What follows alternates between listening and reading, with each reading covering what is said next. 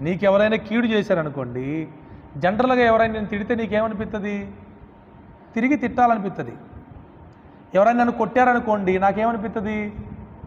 తిరిగి నేను కూడా కొట్టాలనిపిస్తుంది. ఎవరు నాతో మాట్లాడట్లేదు అనుకోండి, నేను కూడా ఏమనుకుంటా? నేను ఎందుకు మాట్లాడతా, ఆడే మాట్లాడట్లా అనుకుంటాం.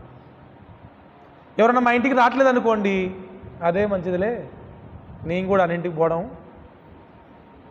ఉండదు, మంచిది అనుకుంటాం. ఇది జనరల్గా మానవ నైజం. కానీ బైబిల్ ఏం చెప్తుంది?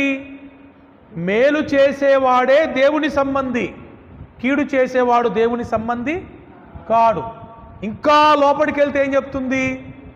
ఒకవేళ నీకెవడైనా కీడు చేసినా కూడా నువ్వు తిరిగి మరలా వానికి మేలే చెయ్యాలి, కానీ కీడుకు ప్రతిగా మరలా కీడు చెయ్యొద్దు అనుంది. అవుద్దా?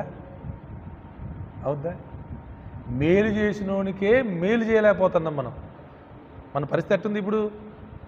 మేలు చేసిన వాళ్ళకే మేలు చేయలేకపోతున్నాం.